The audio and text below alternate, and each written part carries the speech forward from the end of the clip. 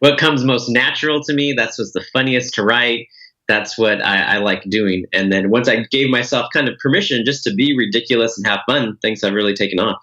Welcome to the Author Like a Boss podcast, the podcast for indie authors who want to improve their writing, up-level their marketing, make money with their books, and have fun doing it. Now, onto the show with your host, Ella Barnard.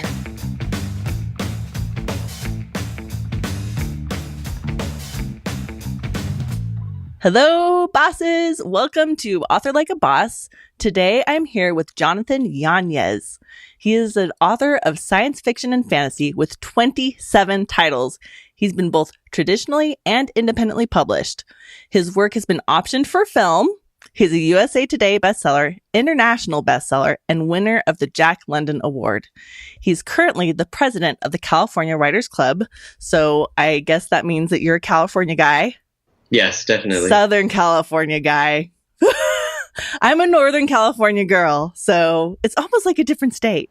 I was just about to say that. I don't know if people realize, even though we're both in California, it's like definitely a different lifestyle. Yeah, totally different. But thank you so much for being here. I'm so glad to have you on the show. Yeah, thanks for having me. I'm excited to be here. Oh, thank you. Okay, so let's just jump right into it. And can you please tell us a little bit more about yourself and your author journey? Like where did you start? How did you get here? And what are you doing now? Sure. So I started next month. It'll be 6 years ago that I started writing. I definitely don't recommend this, but at the time I was at a job that I just hate is a strong word, but I disliked. I didn't have a future there. I knew that I wanted to write. And I knew that the only way that I was going to be able to do that was if I put my back against a wall and I had no other option but to succeed. So again, I don't recommend this, but I cashed out my 401k at work and just decided to live off that while I wrote my first book. My wife is super supportive. I wrote my first book, and then as I was shopping around and doing all the query letters for Trade Pub, all that stuff, I decided that, hey, that 401k money is running out quickly, and I like having a roof over my head and food in my stomach, so I need to figure out something to do while my author career takes off.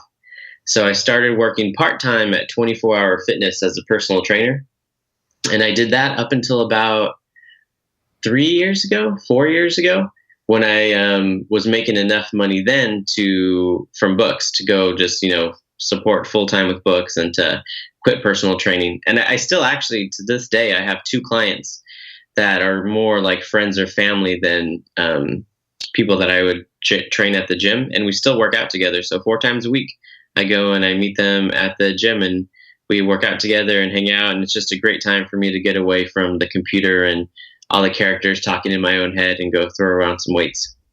That sounds great, because I noticed as I've started doing, starting my own business, that I tend to sit a lot. So I love it. You've got something like built into your life. For sure, because I'm sure you're a lot like me. Like, we're so driven and goal oriented that I know if I didn't have this appointment, I didn't have this time to set up, I would probably still go to the gym, but not as regularly or as frequently. Yes, exactly. So what I'm curious about is it sounds like you had some pretty good success pretty quickly.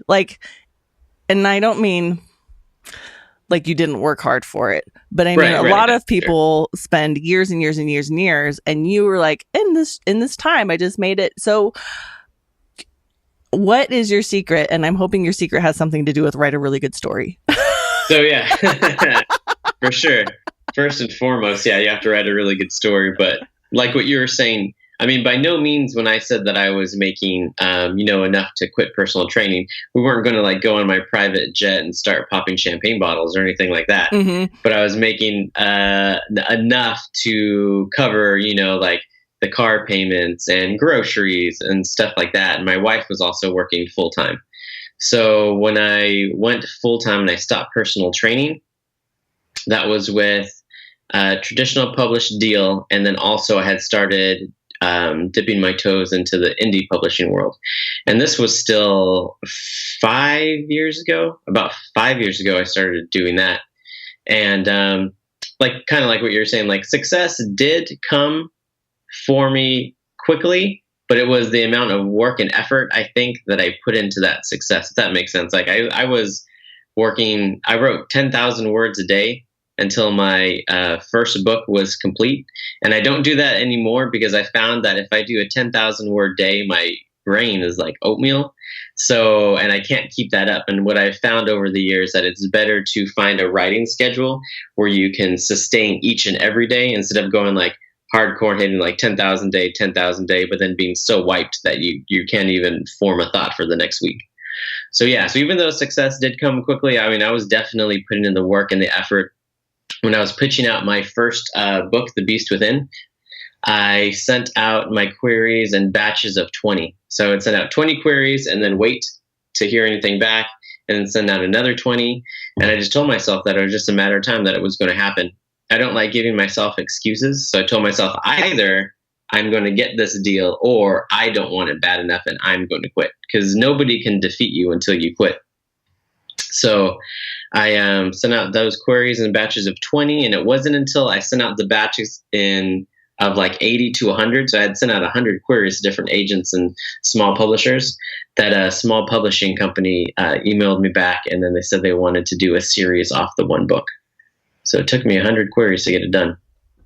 Yeah. Okay. I like that I think a lot of people see the end success and they're like, oh, it just took them a couple of years, but they don't see all of the stuff behind it because that stuff's not sexy. Yeah, for sure. Yeah, it's not exciting when you're missing shower days and you're missing meals to get like writing done. Yeah, and I mean, there's different levels of success. Everybody writes for a different reason. For me, it's to be able to support my family. So just within these last few months that I made the move to writing science fantasy, things have really blown up and I've reached a different level of success now where I can give my wife the option just to quit her job and come home. Oh my gosh. Does that feel amazing? Yeah, it's something that I didn't see coming. I didn't suspect. Like my goal the whole time when I was writing over these last 6 years was just to replace like my income. I had no idea that writing could take off like this. Like I've heard that people had this success, but I didn't know it was for me, if that makes sense. Because I was so used to just writing a book and throwing it out there and then making like hundreds off the book, not necessarily thousands off the book, that when I started writing science fantasy and people liked what I had to say, and my, I don't like calling them fans. I was gonna say fan base, but friends and people who are now my friends who I've met who found me through my work, the numbers have just started growing and it's been crazy. It's been a fun ride. I'm still kind of like when I take a step back, because I'm in it every single day, just like cranking out that next book. But when I take a step back, I'm so grateful for the opportunity that writing has given me. So what do you think has shifted from when you were doing, were you writing before? What were you writing before? So when I first started, I was writing urban fantasy and supernatural. So like fantastical elements that were taking place here in our world, about angels and demons, about zombies and post-apocalyptic outbreak and stuff like that. And it wasn't until last year when I was writing, it was in May, so almost a full year ago, that I started writing a series called House of Wolves. So the series is called Vampire Project. The first book is called House of Wolves. And I think my voice changed. Like I had always heard about other authors talking about, oh, you got to find your voice, finding your voice is so important. I didn't really know what that meant until I found it. So for me, I was writing stories that were good, I thought, that people could relate to. But I feel like I was kind of holding back because, I mean, not like I'm holding back like with violence or I don't curse, so nothing like that, but just like kind of dampening my voice a little bit by being like, oh, people aren't going to think that's funny, or like, okay, no, I can't say that. And then when I started writing the Vampire Project in that first book, House of Wolves, I just went for it. I was just being super ridiculous and talking about, instead of being hammered, the character was schmammered. Just about, just like not holding back, talking about Taco Tuesdays and huevos rancheros and stuff like that. And fans really reacted to it, and that's how I've been writing ever since. So I kind of just took off my own like a dampener that I had put on myself, and that's made a huge difference. Oh, that's so powerful. And I wonder if it's a thing that I don't know that you could do that in advance. Like, I think you have to work through the books. Yeah, I agree with you. I think you have to, because I mean, this wasn't, the Vampire Project was like around after I had already written maybe like around 16 or 17 books. So it took me a long time to get there and figure out what my voice was and what I sounded like. And then once I did that, I found out I sound like, do you watch the Marvel movies at all? Yes. So I sound like Tony Stark and Drax the Destroyer having a conversation. Nice. That's what I found. That's like what comes most natural to me. That's what's the funniest to write. That's what I like doing. And then once I gave myself kind of permission just to be ridiculous and have fun, things have really taken off. I might start the podcast with that quote. Yeah, that would be great. Good. Because I think that's so powerful that because it's not just, I have a thing where when I'm writing, like, I'm like, oh, this is how I'm supposed to write. There's this supposed to. And for everybody, I think it's a little bit different, whatever your background in history is. But I love that you can, the most powerful success that you've had, and I've talked with other authors and they say something similar, is when you be authentically yourself, put your heart into it or your jokes into it, whatever it is. And that's actually what people respond to the most. Yeah, no, that's exactly right. And that's something I had always heard about finding your voice, but I just didn't know what that meant until I had, like 15 books underneath my belt. And then I was like, oh, this is what I sound like. And then, yeah, from there, people will be receptive. So any author out there who's struggling, like, oh, should I be ridiculous, or should I, should I write like this? If that's who you really are, and if that's what's inside you, and that's what comes most natural, I think you have to. You need to. The world needs it. For we sure. need more heart. And people are pretty savvy now. Like, they can tell, they can feel authenticity. For sure. Yeah. Your readers, especially if you're feeling it. So if you're feeling like you're being authentic, your readers will feel that too. Thank you. You're welcome. So now you're writing science fiction, fantasy-ish.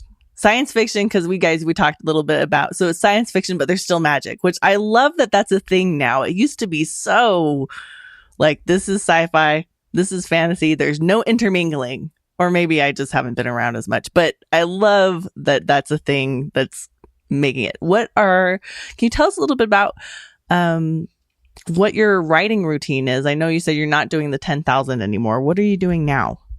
Yeah. So I still can do 10,000 days, but again, I'm so exhausted and so burnt out by the time I get one or two of those days in, then it takes me like a few days to recover. So I found a system that works for me is just being, like that little engine that could just keep on going no matter how hard it is or what hill you're having to climb, is that every day I do 4,000 words. So I do 4,000 words 7 days a week. And if I hit 4,000 words 7 days a week, in 2 weeks, I can have a book done, because that will be 56,000 words. And usually my books are around 60,000 words. So in editing, when I'm going back and editing that manuscript, I'll throw in another like 4,000 words to get me to that 60 point. So right now I'm at home taking care of my little girl. My dad's with her right now at this moment. That's why she's not screaming and running around having a good time. But usually in the mornings, I'll wake up before she does and get 1,000 or 2,000 words in. And then she goes down for her nap at noon. So I get in another 1,000 or 2,000 words. And then she wakes up and we color unicorns and watch Spirit on Netflix and How to Train Your Dragon. And then at night when she goes to bed, that's kind of like my cleanup. Whatever I wasn't able to hit during the day, I force myself through caffeine or music or whatever I need to do to stay up and hit my word count before I go to bed. I think a lot of people don't understand that the commitment to yourself in your writing is the number one thing that makes a difference. Yeah, for sure. Right. I mean, just having that motivation. I was watching an interview with Tom Brady, and for everybody who doesn't know, he's Football. a quarterback. Yes, he's a quarterback of the Patriots. So yeah, he's a big deal for sure. And one of the things that he said has really stuck with me. I'm definitely going to use it in a book. He said that he doesn't need, people yelling at his ear. He doesn't feed off, angry fans or happy fans or anything like that. He said that whatever I need, I already have inside me.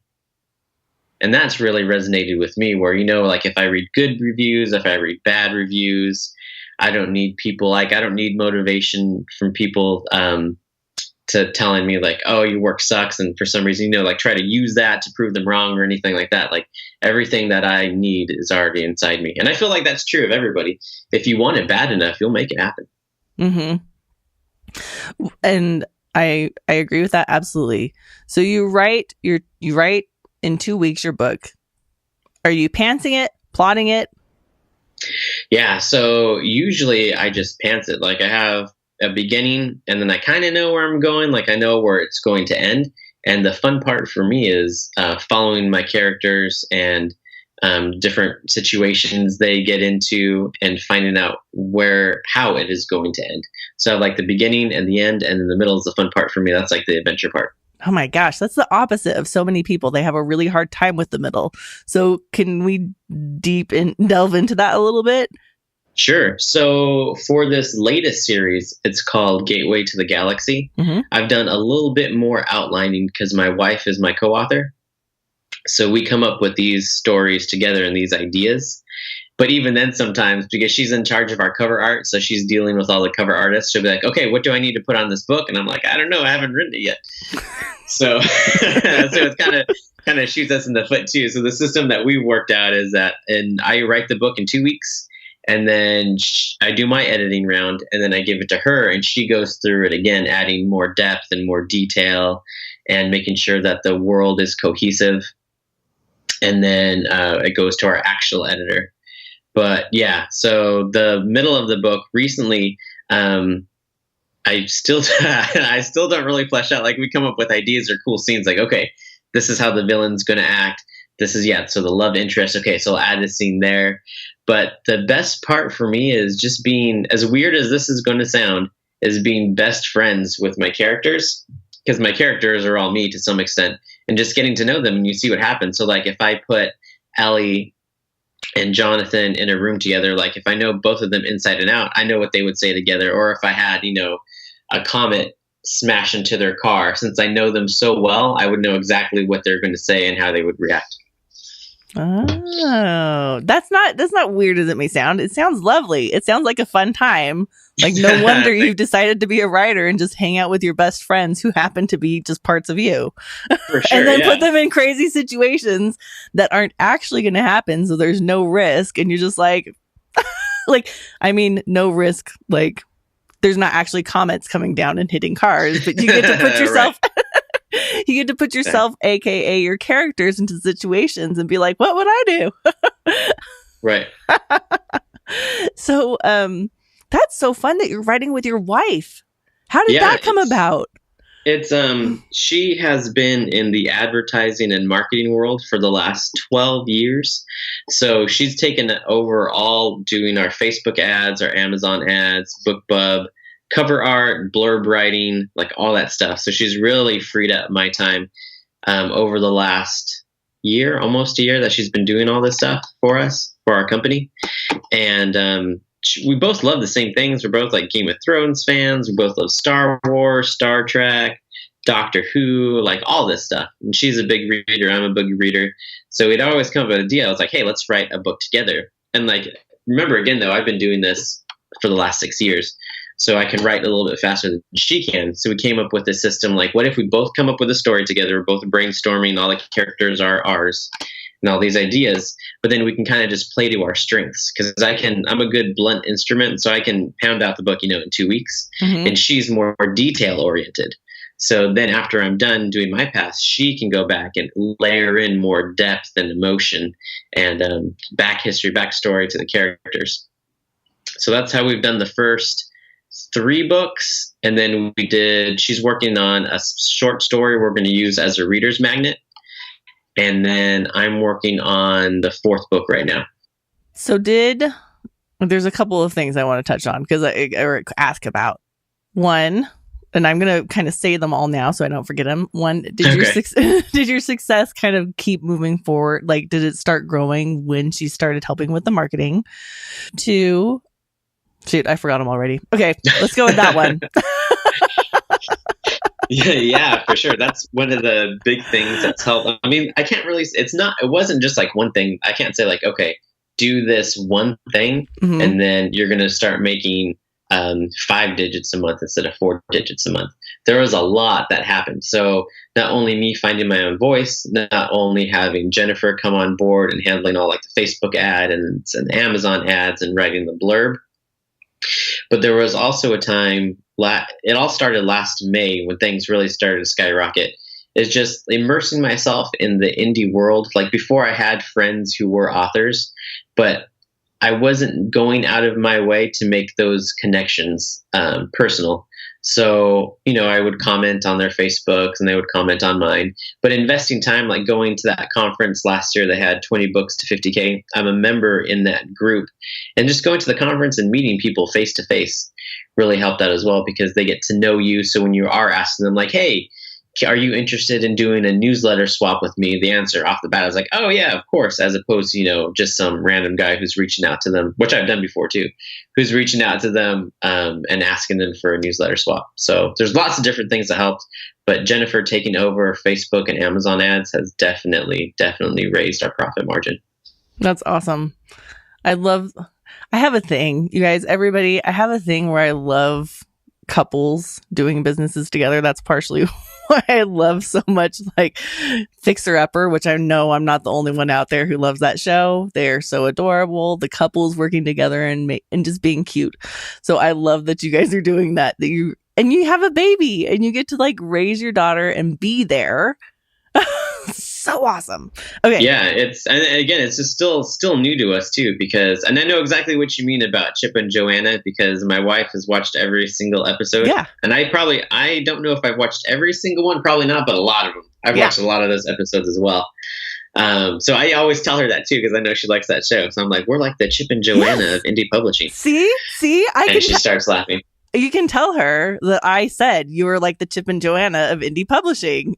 I will. I'm not gonna tell her that we talked about this in this interview, but I'll have her listen to it and then she can hear it. Perfect. Oh my gosh. I have a feeling I would really like your wife. And so if she comes to 2050K, I'm gonna be there this next year and we should hang out. Everybody, she's coming. Yes. Oh gosh. Okay. This is the beginning of something, Jonathan, a friendship for me and your wife. Yeah, for sure. I'll just be the bridge. I'll be the bridge. For sure. And she's helped out, since we started having things have taken off for us, other authors have asked me, what I've been doing and what's going on. She's like my secret weapon, not so secret weapon anymore. So I've been just directing them to her. I'm like, hey, if you need a blurb written, if you need copy for your Facebook or Amazon ads, she has, in the last 12 years, she's been doing this and with advertising. So definitely talk to her. And they've reached out to her and she's has some clients in the indie world who she does book blurbs for and their Facebook and Amazon copy and stuff like that. Wow. Okay, you guys. So if you don't want to have to do that yourself, go look up Jonathan, then look up his wife, and then...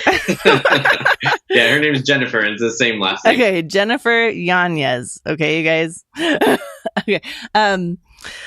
There's a couple things I want to... and this I do remember. Earlier in the interview, you said something like you don't like to call your fans fan base. Why don't you like to, and what's around that? Just for me personally, it's not like I have ever had a bad experience or anything like that. But I always hear people, whether it's actors or authors or whoever, talk about, my fans want me to do this, fans want me to do that. But it's important to me, these are people who are obviously they're interested in the same stuff that I'm interested in because they're reading the books that I've written. These are people who are just like me. These are fathers and mothers and personal trainers even, that are enjoying my books. And I want to connect with them on a one-on-one level, either through Facebook or email, and get to know them. Because I feel like that's something as indie authors, we have more freedom to do. We don't have somebody in between, a hurdle for them to jump, whether it be like a publisher or an agent or something like that. They can reach out to us directly. And I think that's a huge strength that the indie market has. So instead of fans, I really like wolves. All my friends know that I have a husky and Alaskan Malamute. I have a wolf tattoo on my shoulder. So I started calling them my reading wolves. So instead of like Jonathan's fan group or something like that on Facebook, I have a private group called Jonathan's Reading Wolves. So I just call them my friends and my wolves, and we hang out together. I guess maybe if you get down to it, I haven't even thought about it this far. That's why I'm kind of rambling. I'm thinking about it now. I guess I just realized this right now. So this is a world exclusive. I guess the word fan to me makes me kind of like look down on them for some reason, just in my own head, like, oh, these are my fans. Like we're not on equal footing somehow. So I guess by calling them my friends, it puts us on equal footing because we are. The reason I ask that, and you guys, there's a couple things he has. If you go to Jonathan's website, the first thing on the very top, in alignment with his loves wolves, is become an insider to the madness. Join the pack, which is an amazing invitation to join his newsletter. I'm assuming. Yes. Yeah. Yes. So that's when you make it feel like a team. I'm pointing out something that when you feel like when the people who are your fans or friends or people who purchase your books, your ideal readers, when they feel like they get to join part of a team, and especially when you treat them like they're part of a team, like don't do it in a sleazy way. Actually treat them that way. It's Right. so much more engaging and fun for them.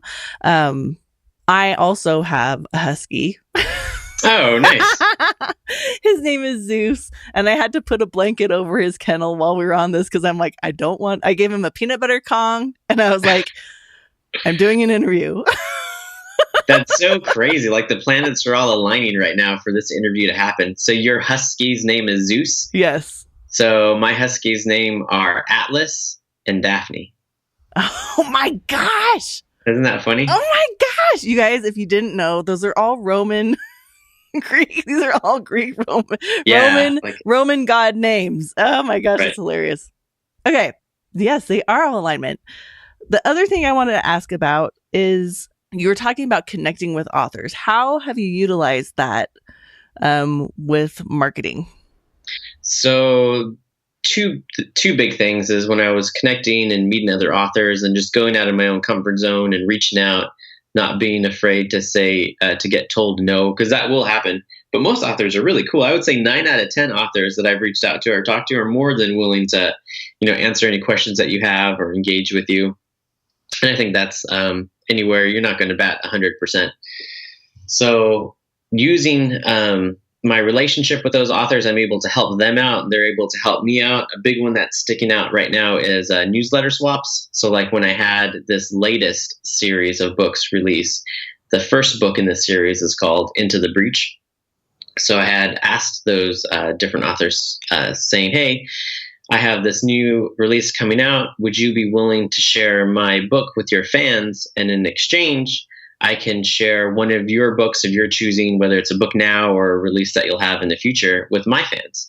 Because as a lot of authors know, fans can burn through books like SUVs burn through gas. Like they'd go through those things quick. Like I'll have readers go through a book, no kidding, in a day. One review said, "Oh, this was awesome. I just wish it was longer than, a 2-hour read." I'm like, oh my goodness, these people are just cranking. So you're not doing a disservice at all by sharing other authors' works with your own fan base. You're doing them a favor. I mean, as long as they're good books. So these different authors that I'm sharing their work, I'll share with my fans, and I have my fans thanking me, saying, "Oh, wow, this is such a cool book. Thank you." And in the same respect, it's not like it's hurting my business at all, because I can't write, a book a day like they're reading. So why not help each other out? I call that cooperative marketing. I've made this. You guys, you are also getting this thing that I've been thinking about a while, but I haven't said it out loud. Cooperative marketing, which you get to utilize in this genre and in the zone of niche of entrepreneurialness, because like you said, I can read a book in a day. I can read 2 books in a day. I read really fast, and there's no way that the authors can write as fast as I read. So yes, right. Oh, it's so great. So connecting with other authors is an amazing tool, and you do stuff like newsletter swaps. What have you found has been the most effective marketing tool that you've used? So outside of my own mailing list, I would say the newsletter swaps with other authors. So my own mailing list, I been working on, for the last, I don't think I started at year one, so maybe last 5 years. I've been growing and working on that list and just inviting readers at the ends of my books. There's always a link to, join the pack. And then in the last 8 months, I started that private Facebook group where pack members come in and we hang out and we share silly stuff, whether it's just like dog images or videos or memes. It's not always book related. There's some like epic music in there too, stuff like that. So besides my own mailing list, I think the most effective thing was probably newsletter swaps for a launch when you're getting ready to launch your book or you have a promotion. And then to maintain sales, it would be the Facebook and Amazon ads. I know that Jennifer's still working on mastering BookBub ads, but she has a really good handle now on exactly what needs to be done and how Facebook and Amazon ads work. Awesome. If she ever makes a course for that, please reach back out. Yeah, for sure. We've talked about a lot of stuff. It's just timing. But you know how it is. Yes. It's just there's not enough hours in the day. Yes, that's why I'm saying if so, Right. The invitation is now there because I think I would love to interview her about it. But also, that's something that I think a lot of people would find really useful. That's a challenge for most writers because people grow up, they want to be writers. They aren't like, I want to grow up and be a writer and then I'm going to master Amazon ads. Like that is not, Yeah. that is not part of the dream. And I think especially Facebook and Amazon ads, that's a place where there's a real challenge for people. And where she works with you, she's doing it specifically for books. I bet she could be really amazing with that. So, yeah. I'll incept her mind while she's sleeping at night. Yeah, no, Just like if she whisper in wants her to have ear a over and over conversation again. I make courses, so if she wants to have if she wants to have a conversation when the time comes, when it feels right, please reach back out. Thank you. Yeah, I'll definitely let her know. Yeah. Plus, we're gonna be friends, so For sure, we're gonna be pack mates. yes, pack mates. Oh, I love it. Okay, how much time do you spend in your Facebook group? So I definitely check there every day. Probably not even an hour. Like I'm always checking to make sure if somebody posts a comment or asks me a question that I'm responding back. And then I have a couple of amazing admins that help me run the group.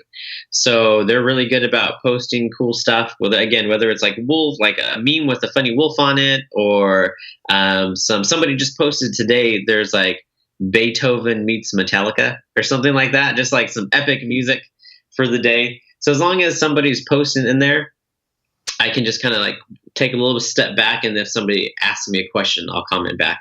But yeah, not that long. Maybe all in all, 20 minutes a day in the group. Yeah, but every day, and you respond to every person, right? That like tags you or.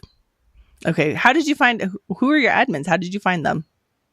They've been friends of mine who have found me through reading my book. For a couple of them, for a while now. One of the girls lives in the Philippines, and she became my friend when I was writing the Archangel Wars, and that was maybe 4 years ago. Mm-hmm. And then another of them found me about 1.5 years ago, and then 2 more recently. But yeah, they're just like really accepting and welcoming to new members who are joining the pack, and tell me that they love my work, and they're reading all the first books in the series, and then they continue the series all the way through. So yeah, just find them through them reaching out to me, basically. Yeah. Did you ask them to be admins? Okay. Yeah. So when I found out that it'd be easier, because they were already posting in the group almost every day. Mm-hmm. So once I saw that and I got to know them a little bit and I trusted them, I asked them if they would be willing to be admins for the group and just basically just continue doing what they're doing. Just if anybody's acting. Yeah, exactly. Just officially start doing it now. And they're like, yeah, for sure. I haven't got told no to yet. I think that's a testament to how you treat your fans / friends / pack mates. I think that's a testament to that. And I really want to emphasize to all the listeners that not thinking of the people who buy your books as like checkbooks or wallets, but as real people who and there's benefits for them, there's benefits for you. Imagine if one of your favorite authors of all time invited you to be the admin for their Facebook group because you were their good friend. Like, how I would love that so much if like some of my favorite authors were like, hey, because yes, we're all people, but man, there is something special about authors, and it's okay. It's okay to share, it's okay to share. Yeah, for sure. I think you said something important too. Not in a bad way, not like we're trying to use them just as checkbooks or check marks, but I know you can fall into a funk, especially if you're just like cranking out books like crazy and you have yourself grinding away, in your little room in your house or your office or whatever, that it's easy to forget as you're, just cranking out these stories that there's other people who you're connecting with through the screen. Mm-hmm. Yes.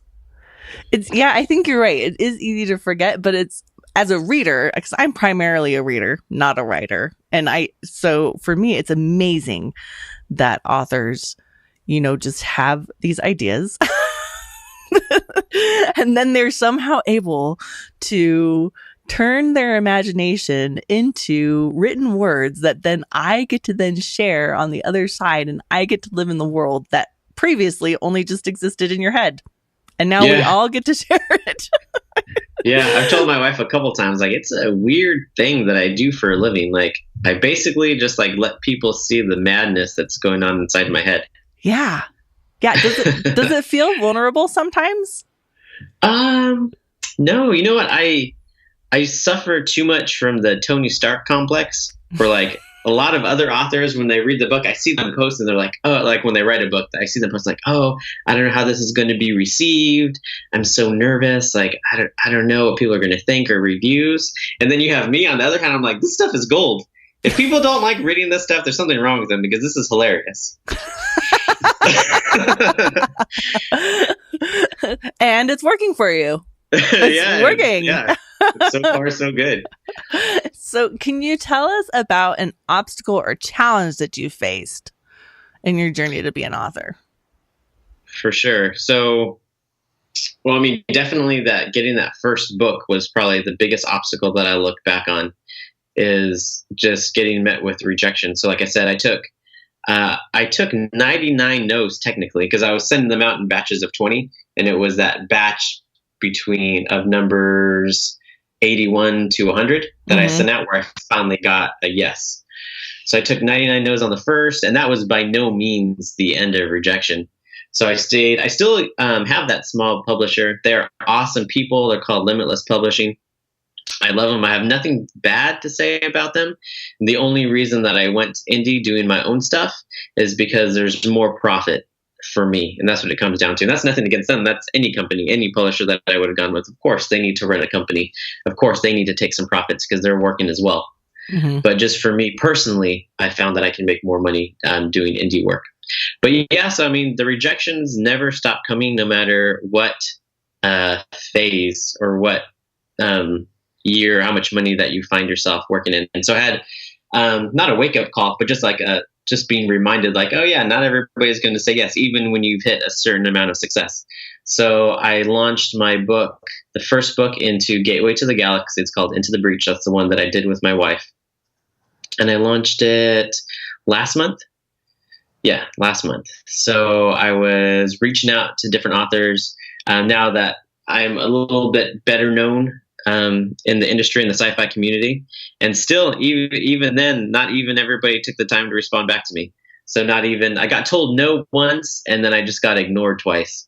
So yeah, so I mean, just staying humble and then just keep on working, and know that whatever level of success you find yourself in, you're still going to get told no, and that's totally fine. That kind of comes with the territory. Just like when you write a book, not everybody is going to like it. Like I still have 1-star review, 2-star reviews. It's not for everybody, but you just got to keep on going, keep your chin up. I think, and this is my own thoughts about what you're sharing, is I know that you've had to put energy and intention and work into what you're doing, but because of your mindset around it, you didn't think of those as obstacles or challenges. You're like, yeah, I was working part-time and writing 10,000 words a month, but because your mindset around it is just like, I'm going to get my stuff done. It's Yeah. not like an obstacle or challenge because you're like, it doesn't matter. I'm just doing it. I'm working through all the things that are going, like nothing's going to stop me. So it's not an obstacle or challenge. But Yeah, no, you're exactly right. I tell my wife all the time because we just signed a 10-book audiobook deal with Podium Publishing for the new series. So I told her, like, hey, we got, paperbacks, we have ebooks, we have audiobooks taken care of, we have merchandise for our books set up. I was like, the next thing we need to do is foreign rights. We need to get these books like in China and in India. And her eyes are all big and she's like, yeah, we could do it. I'm like, yeah, it's not a matter of if, it's a matter of when. Like, it's really simple when you break it down. Either you're going to give up because you don't think that you can do it, or it's going to get done. Like, that's it. It's not complicated. that's like the wisdom of the ages right there. I'm sorry. I also, that's one of my same philosophies. I also live in that philosophy. I'm like, if you just don't stop, if you just keep trying from different angles, sometimes it's not always from the same direction, but if you just kind of keep trying and you don't give up, then it's probably going to happen because you don't stop until it happens. Yeah, you're exactly right. Like, I mean, I'm living testament that that's true. I forget what author said this, but it's a quote that says that if you write one book, the odds that it's going to be a bestseller, or you're going to retire from the money, whatever, aren't that good. But if you write 100 books, then the odds are in your favor. So I always think about that too. And that's exactly what happened to me. After 10 books, things, weren't that great. But then after I found my voice and things really blew up last December, I had my first $20,000 month. And that was more than 5.5 years that I've been working at this, almost 6 years working at this, and things are continuing to ramp up. But people are like, oh, wow, that's awesome. But they don't, like what you're saying, it's not romantic to see all the work behind it, to see the hours or, I'm falling asleep behind the keyboard, so I'm drinking coffee to try to stay awake to get these books finished, or the weekends, or all the times that I say I can't go to different events with my friends because, I'm working to get that next book out. I appreciate you sharing that because I can tell that you're like, yeah, this is what I had to do. No big deal. But it's good to share it with people to know that, yes, you make the commitment and appreciate and are still committed. So I'm sure you're still saying no to things because you're like, I got this stuff to do. Oh, yeah, for sure. But to share the things that you said no to. Like, I remember, I'm just going to share a little story. A few years ago, more years than I like to think right now. But anyways, a few years ago, I wanted to go to Thailand. And at the time, it was like a saving up. So I saved up for a full year. I said no to all kinds of things so I could save up to go to Thailand. But after I went on the trip, or like right before the trip, and I'm like, oh yeah, I'm going to Thailand next week. People are like, oh, you're so lucky. And I was like, I'm not lucky. Yeah. I'm not lucky. I said no to so many things so that I could save up to go on this trip to Thailand. I'm so glad that you said that and shared that story, because I always think the same thing. I don't believe in luck. And the same thing, like what you're saying, when people tell me like, oh, somebody's like, oh, you're so lucky to be able to work from home, take care of your daughter. You're so lucky. And I'm thinking to myself, luck had nothing to do with this. It's been, I don't know how many hours, countless hours behind the keyboard, and not just writing, it's setting up newsletter campaigns and setting up merchandise and those emails back and forth and finding an audiobook publisher. And it's about to be the same thing with foreign rights. Said that's our goal for the end of this year, setting up foreign rights for our books and having our books published in different countries. It's not just like it just happened. It's not like, just randomly all this stuff fell into my lap. It's hours and days and weeks, months, years of putting in hard work. Yeah, but it's worth it. Like, okay, do you feel like it's worth it? I felt like my trip to Thailand was absolutely worth it. How do you feel about it? For sure. One of my favorite sayings is that it's not easy. Sometimes it's not enjoyable. You're allowed, to cry. You're going to sweat. It's going to be hard. You're going to feel frustrated. But I promise you it's worth it. And now, just to point out, you guys, his day-to-day life is writing in the morning, and then he gets to go play with his daughter. And then she goes for a nap. And then he writes some more, and then he gets to go play with her some more and watch TV. And Yeah. Drink tea, like have tea parties or whatever it is that he's doing with. She's only 2, but give it a couple of years.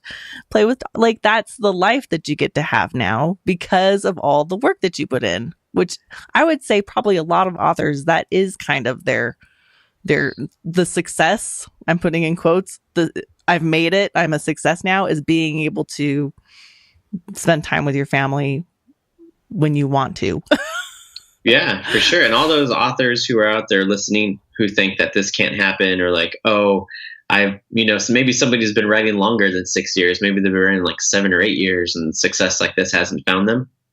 Don't be afraid to change what you're doing, right? Like if you have a method that's clearly not working, that's what was happening to me before. I was just writing books and sales were coming, still like in the hundreds and not enough for me to support my wife so she can come home. So I switched it up. I switched it up by reaching out to different authors. I switched it up to investing more money into a better cover. I switched it up to getting somebody professional to write my blurb, which in my case was my wife. But yeah, so don't be afraid to change things if things aren't working. Is that your advice? Because that's what my next question is what advice would you give to other authors? Yeah, I would say don't give up because it will happen. You're not defeated until you give up. And then the second thing is if things aren't working, don't be afraid to do things differently. I love that you are so clearly living your advice. Yeah, it's not easy. Like even at my level right now, again, like what we're saying, just like foreign rights, I know is not going to be easy, but that's okay. I didn't really want an easy life. I didn't sign up for it. I don't think we were put on this planet just to hang out and have things given to us. I think that you appreciate things more if you work for them. I agree. And just because it's not easy doesn't mean it can't still be fun. Right. It can take time and energy and effort, but you can still really be enjoying yourself, but it still takes time and energy and effort. For sure. And a lot of times you'll get that there's like a huge sense of fulfillment after I know that I hit my 4,000 word count for the day, that I went to the gym, that I exercised, and I'm exhausted. But, I'm sitting down and coloring with my daughter, and it's, again, exhausted, but there's a sense of accomplishment. Yeah. I've recently, in the last few years, come to appreciate the sense of fulfillment that comes with completing something. Like, instead of thinking about something, completing it. And I'm addicted to it now. I'm like, this is my thing now. Like I used to think about things forever, and now it's my thing, which is so exciting because yesterday this podcast launched. That's awesome. I didn't realize that it was yesterday. Congratulations. Yeah. Well, for everybody out here who's listening now, it won't be yesterday, but like that feeling of accomplishment where I'm like, oh, and I'm nervous and scared and excited and all those things, but all of that doesn't matter because the feeling of like I'm doing the things that are important to me, I'm addicted to that now, to finishing them and putting them out into the world regardless of whether people love them or not. I'm like, doesn't matter.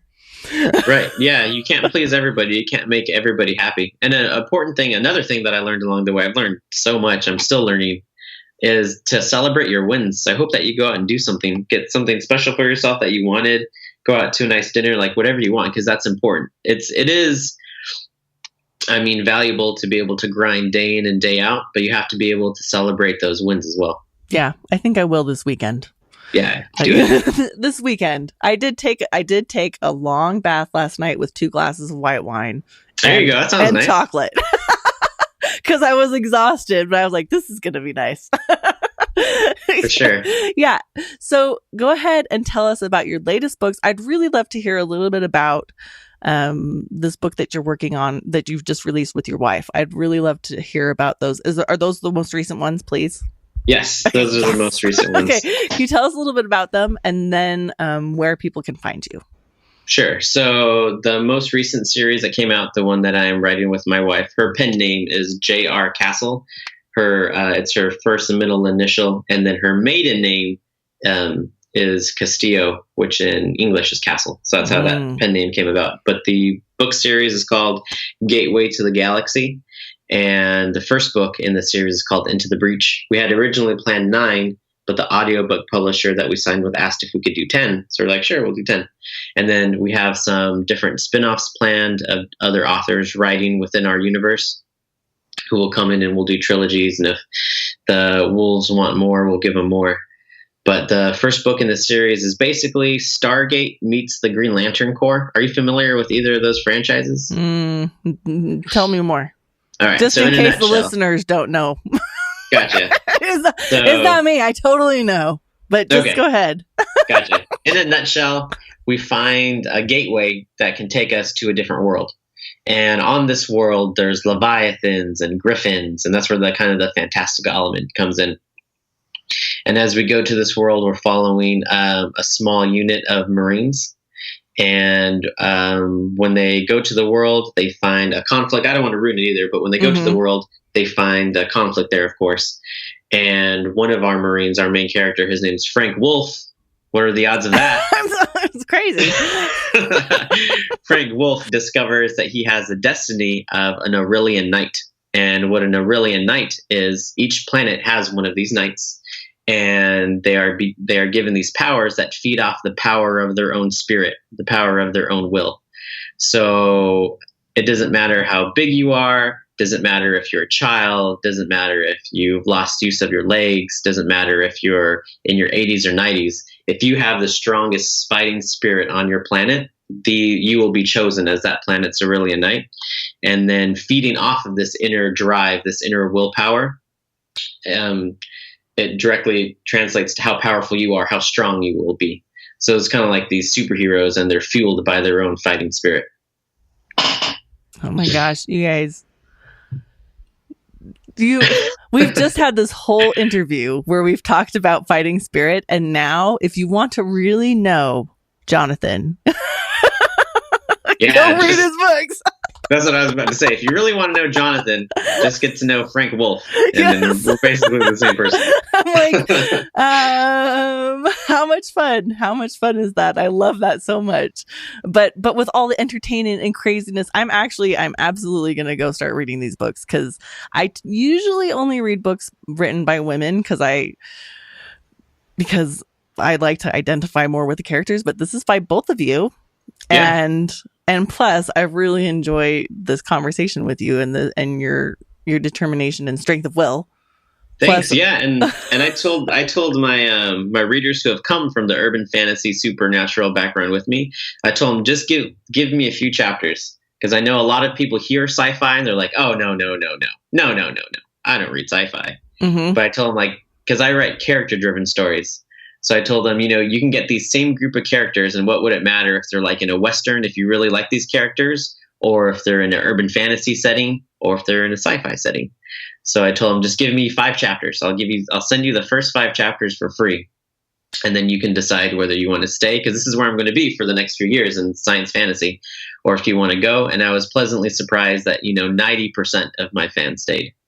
You guys, he's giving us last little tips at the very end. Sending out the first 5 chapters, letting them see. One, it's good for so many reasons, because once somebody's read first 5 chapters, if they're like me, unless the story is totally bomb, I have to finish the book.